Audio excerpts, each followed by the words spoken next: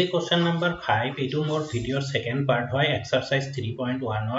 question number 5 দিছে এজন cricket খেলুৱৈয়ে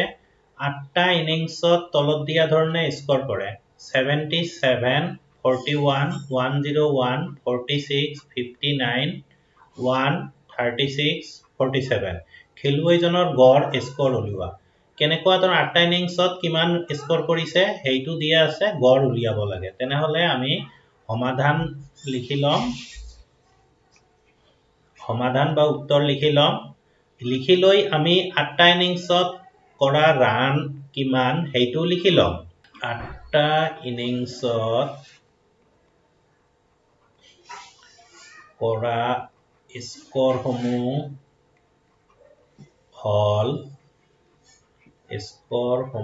হল আমি লিখি লম ইয়াতে 77 41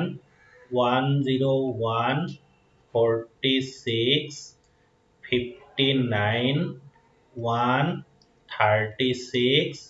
47 স্কোৰ কেইটা আমি লিখি ললো এতিয়া এই স্কোৰ কেইটাৰ গড় উলিয়াব লাগে এতেকে গড় স্কোৰ ইকুৱেল টু গড় উলিয়াবলৈ হলে আমি ডিভাইডৰ ওপৰত আৰু তলত লিখিব লাগিব ওপৰত লিখিব লাগিব স্কোৰ কেইটাৰ যোগ কৰিব লাগিব 77 plus 41 plus 101 plus 46 plus 59 plus 1 plus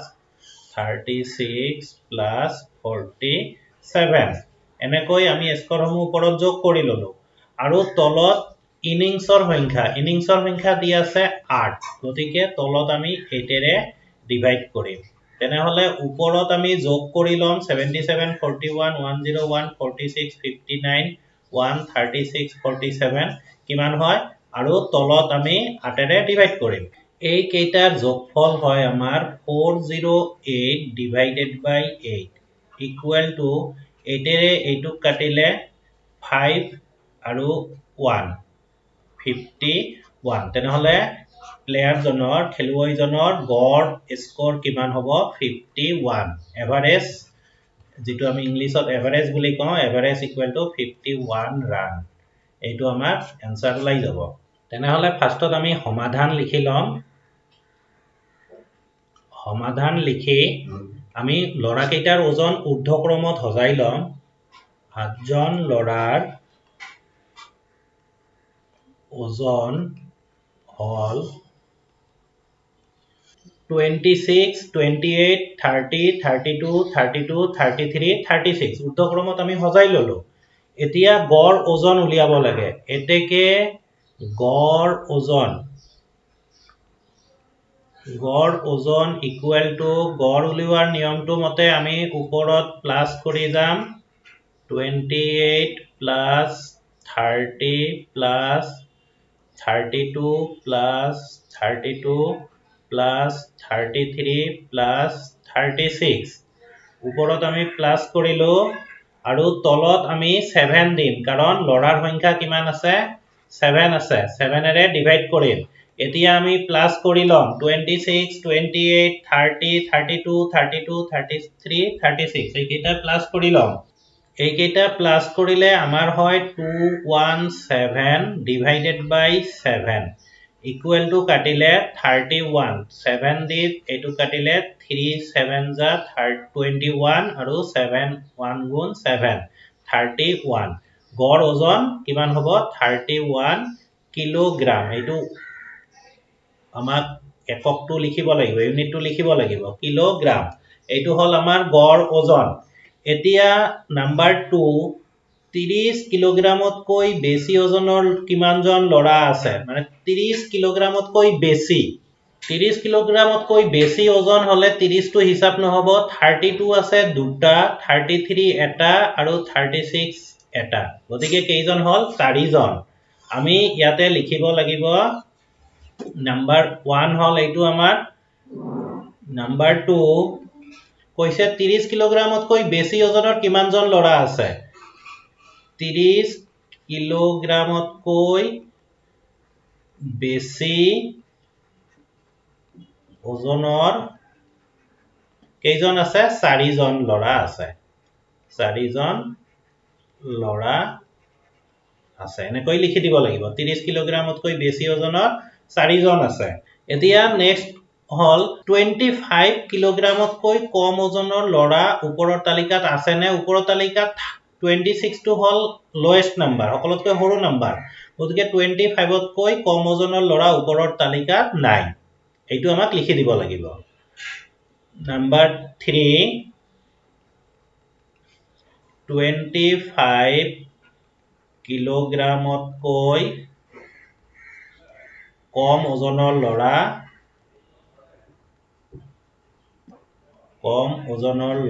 ওপৰৰ তালিকাটোত নাই ওপৰৰ লিখিব পাৰা নাইবা ল'ৰা তালিকাত নাই এইটো হ'ব আমাৰ আনসাৰ 30 কিলোগ্ৰামতকৈ বেছি 4 জন আছে 25 কিলোগ্ৰামতকৈ ওজনৰ ল'ৰা এজনৰ নাই আৰু গড় হল আমাৰ 31 কিলোগ্ৰাম তাৰ পিছত নেক্সট কোৱেশ্চনটো হল 7 নম্বৰ মিৰাই তেওঁলোকৰ আত্মসহায়ক গোটত যোৱা 5টা মাহত 500 টকা 600 টকা 600 টকা 700 টকা 500 টকা এই 5 মাহত সঞ্চয় কৰিলে তেওঁৰ প্ৰতি মাহত গড় সঞ্চয় কিমান তেনেহলে আমি সমাধান লিখি দিওঁ সমাধান লিখিবলৈ পাহৰি নাযাব মিৰাৰ 5 মাহৰ সঞ্চয় লিখিম মিৰাৰ 5 মাহৰ সঞ্চয় কিমান 500 600 600 700 500 এই কেইটা হল 5 মাহৰ সঞ্চয় এতেকে গড় সঞ্চয় ইকুৱেল টু আমি ওপৰত প্লাস কৰি দিম 500 plus 600 plus 600 plus 700 plus 500 divided by 5 5 মাহৰ কাৰণে হয় প্লাস কৰি দিম এতিয়া আমি প্লাস কৰিম 500 600 600 700 500 দুটা 500 1000 আৰু 1200 22 আৰু 700 2900 তেনেহলে আমাৰ যোগফল পাই গলো 2900 ডিভাইডেড বাই 5 এইটো এইটোৰে কাটিম কাটিলে আমাৰ হয় 580 ইকুৱেল টু 580 টকা ইয়াত টকা লিখিব লাগিব যেহেতু সঞ্চয় হয় ইয়াতে গতিকে আমাৰ গড় সঞ্চয় প্ৰতি মাহৰ গড় সঞ্চয় কিমান হ'ব 580 নেক্সট কোৱেশ্চন নম্বৰ 8 প্ৰাথমিক বিদ্যালয়খনৰ শ্ৰেণীসমূহৰ ছাত্ৰ-ছাত্ৰীৰ সংখ্যা তলত দিয়া হল প্ৰথম শ্ৰেণীত 26 দ্বিতীয়ত 32 তৃতীয়ত 34 চতুৰ্থত 28 পঞ্চমত 30 বিদ্যালয়খনৰ শ্ৰেণীসমূহত ছাত্ৰ-ছাত্ৰীৰ গড় সংখ্যা নিৰ্ণয় কৰা এই কেইটাৰ গড় উলিয়াব লাগে তাৰ পিছত কৈছে প্ৰথম সাময়িকৰ পিছত ফাৰ্স্ট ইউনিট টেষ্ট ইভ্যালুয়েশনৰ পিছত দ্বিতীয় আৰু পঞ্চম শ্ৰেণীত 3 জন আৰু 2 জন নতুনকৈ ছাত্ৰ আহি নামভৰ্তি কৰিলে তেতিয়া বিদ্যালয়ৰ শ্ৰেণীসমূহত ছাত্ৰ-ছাত্ৰীৰ সংখ্যা নতুন গড় কিমান হ'ব তেনেহলে আমি প্ৰথম 1 নম্বৰটো সমাধান কৰো সমাধান প্ৰথমে আমি ছাত্ৰ-ছাত্ৰীৰ সংখ্যাবিলাক লিখি লওঁ প্ৰথম কিমান 26 দ্বিতীয় equal to 32 তৃতীয় equal to 34 চতুৰ্থ equal to 28 পঞ্চম equal to 30 এইকেইটা আমি ছাত্ৰ-ছাত্ৰীৰ সংখ্যা কেইটা লিখি ললো এতিয়া আমি গড় উলিয়াম ছাত্ৰ-ছাত্ৰীৰ গড়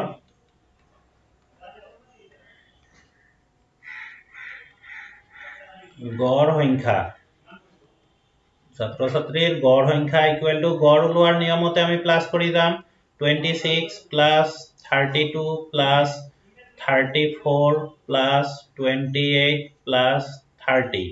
এইকেইটা আমি প্লাস কৰি গলো ডিভাইডেড বাই 5টা ক্লাস আছে 5 এৰে ডিভাইড কৰি দিলো এইকেইটা প্লাস যদি কৰি লওঁ আমি প্লাস কৰিলে 26 32 34 28 30 ইকুৱেল টু 150 divided by 5 এইটো আৰু এইটো কাটিলে কিমান হয় 30 equal to 30 গড় ছাত্ৰ ছাত্ৰীৰ সংখ্যা কিমান 30 এইটো কোশ্চেন নম্বৰ 1 ৰ গড় ওলাই গল এতিয়া কোশ্চেন নম্বৰ 2 ৰ গড় উলিয়াম কোশ্চেন নম্বৰ 2 ত কৈছে যে প্ৰথম সাময়িকৰ পিছত দ্বিতীয় আৰু তৃতীয় শ্ৰেণীত 3 জন আৰু 2 জন ছাত্ৰ ছাত্ৰী নতুনকৈ নামভৰ্তি কৰিলে তেনেহলে আমাৰ ইয়াত লগত হ'ব 32 ৰ লগত হ'ব +3 আৰু পঞ্চম শ্ৰেণীত হ'ব +2 আমি ছাত্ৰ ছাত্ৰীৰ সংখ্যা কেইটা লিখি লম সমাধান এইটো কোশ্চেন নম্বৰ 2 ৰ কাৰণে হয় প্ৰথম শ্ৰেণীত কিমান হল প্ৰথমত আহিলে 26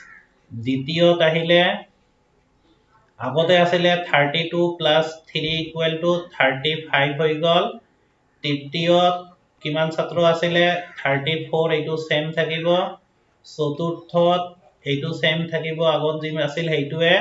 পঞ্চম শ্ৰেণীত দুজন ছাত্ৰ নতুনকৈ ভৰ্তি হৈছে গতিকে আগত আছিল 30 + 2 = 32 এই কেইটা হল আমাৰ নতুন ছাত্ৰ ইয়াত দুটা আৰু ইয়াত তিনিটা বাঢ়ি গল এতেকে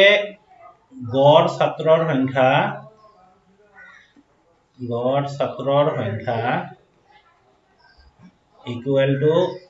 আগৰ দৰে প্লাস কৰি যাম 26 + 35 + 34 + 28 + 32 divided by 5 আগত যেতিয়া আমি এই কেইটা যোগ নকৰাকৈ হৈছিল 150 গতিকে এবাৰ 3 আৰু 2 বাঢ়ি গল 155 হৈ যাব আৰু divided by 5 এইটো কাটিলে 31 = 31 গতিকে প্ৰথম সাময়িকৰ পিছত যদি পঞ্চম শ্ৰেণী আৰু দ্বিতীয় শ্ৰেণীত 3 জন আৰু 2 জনকৈ ষ্টুডেন্ট বাঢ়ি যায় তেনেহলে আমাৰ ষ্টুডেন্টৰ গড় হৈ যাব 31